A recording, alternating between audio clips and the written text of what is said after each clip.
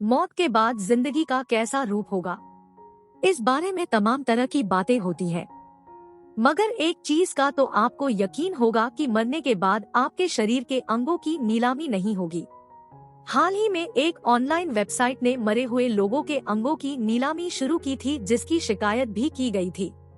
कई देशों में गुजर चुके लोगों के अंगों को सहेज कर रखने का चलन है। बहुत जगह इनकी इबादत होती है। कई बार मशहूर लोगों के अंगों के नाम पर जालसाजी भी होती है। श्रीलंका के कैंडी शहर में एक मंदिर में आज भी भगवान बुद्ध के दांत रखे होने का दावा किया जाता है। इसी तरह तुर्की के शहर इस्तांबुल में मोहम्मद साहब की दाढ़ी रखी होने का दावा किया जाता है। रोम की सेंट जॉन लैटेरन बेसिलिका में ईसा मसीह की गर्भनाल सहेज कर रखी जाने के दावे भी किए जाते हैं। यह तो हुई उन लोगों की बात जिन्हें इंसान से बढ़कर भगवान के बराबर दर्जा दिया जाता है, पर ऐसे और भी बहुत से लोग हैं जिनके अंगों को सहेज कर रखा गया है। चलिए आज ऐसे ही कुछ मशहूर लोगों के जतन से रखे अंगों से आपको रूबरू कराते हैं। इटली के मशहूर वैज्ञानिक गैलीलियो गैलीली की एक उंगली और अंगूठा इटली के फ्लोरेंस शहर में नुमाइश के लिए रखे गए हैं। उनके शव से ये अंग 1737 में उस वक्त निकाल लिए गए थे जब उनका शव एक कुर से दूसरी कुर तक ले जाया जा रहा था। अब गैलीलियो की बनाई दूरबीन के साथ ही उनकी उंगलियों और रीढ़ की एक हड्डी को फ्लोरेंस के संग्रहालय में रखा गया है। गैलीलियो के अनुयायी इस संग्रहालय को एक तीर्थ के तौर पर देखने के लिए आते हैं। फ्रांस के मशहूर राजा नेपोलियन बोनापार्ट के आखिरी दिन अंग्रेजों की कैद में गुजरे थे। साल 1821 में जब नेपोलियन की मौत सेंट हेलेना द्वीप पर हुई तो जिस अंग्रेज सर्जन ने उनके शव का पोस्टमार्टम किया उसने नेपोलियन का लिंग काट लिया था। डॉक्टर ने उसे बाद में महंगी कीमत पर नीलाम कर दिया। इसे इटली के एक पादरी ने खरीदा था। 20वीं सदी में लंदन के एक किताब फरोश ने ऊंचे दाम पर खरीदा। फिर एक अमेरिकी वैज्ञानिक ने इसे करीब $3000 में खरीद लिया। साल 2007 में इस अमेरिकी वैज्ञानिक की मौत के बाद 2016 में उसके संग्रह की चीजों की नीलामी की गई। इसमें साइनाइड की वो शीशी भी थी जिससे जर्मन कमांडर हरमन गोरिंग ने साइनाइड खाकर खुदकुशी की थी।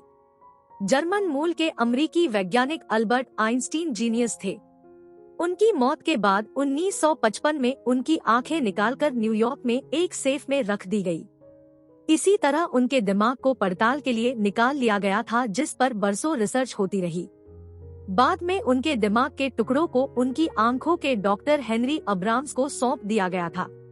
हालांकि आइंस्टाइन के दिमाग के टुकड़े तो बाकी दुनिया ने देख लिए, मगर उनकी आंखें आज भी अंधेरे डब्बे में कैद हैं। अमेरिकी वैज्ञानिक थॉमस एडिसन से जुड़ी हुई एक परखंडी अमेरिका के मिशिगन शहर के संग्रहालय में रखी है। कहते हैं कि इस परखंडी में थॉमस एडिसन की छोड़ी हुई आखिरी सांस कैद है। लाइट बल्ब, फोनोग्राफ और कैमरे का आविष्कार करने वाले एडिसन ने 1931 में आखिरी सांस ली थी।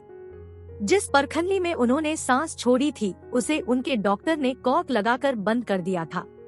उसे आज तक मिशिगन के संग्रहालय में सहेज कर रखा गया है। इसे बाद में एडिसन के बेटे चार्ल्स ने अपने पिता के दोस्त हेनरी फोर्ड को दे दिया था।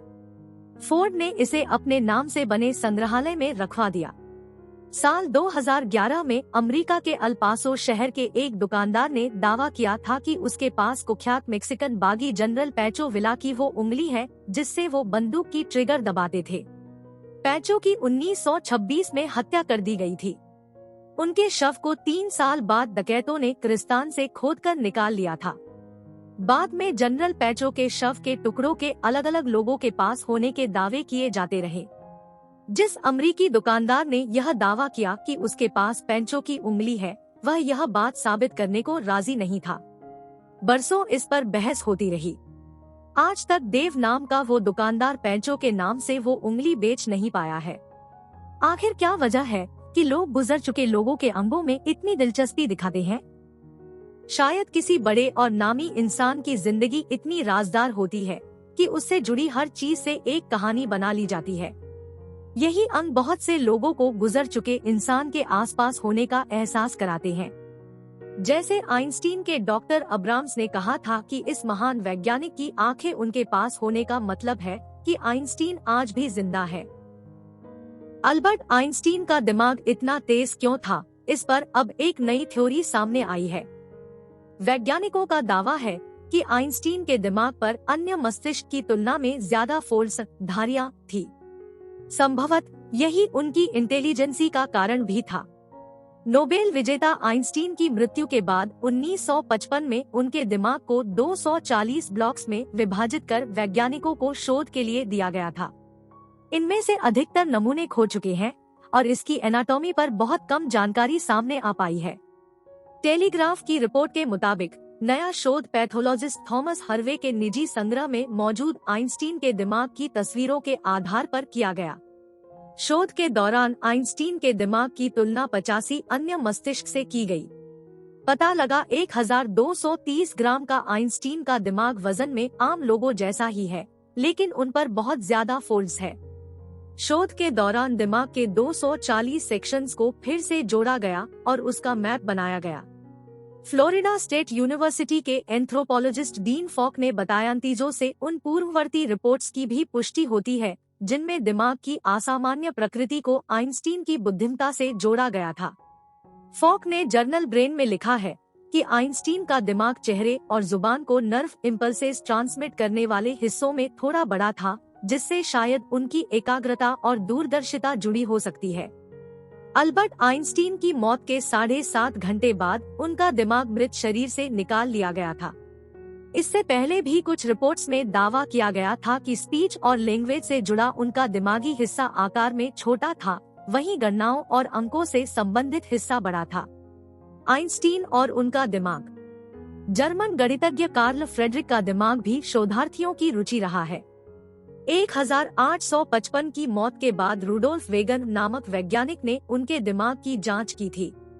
इसके अलावा व्लादिमीर लेनिन के दिमाग को भी उनके शरीर से निकालकर जांचा गया था।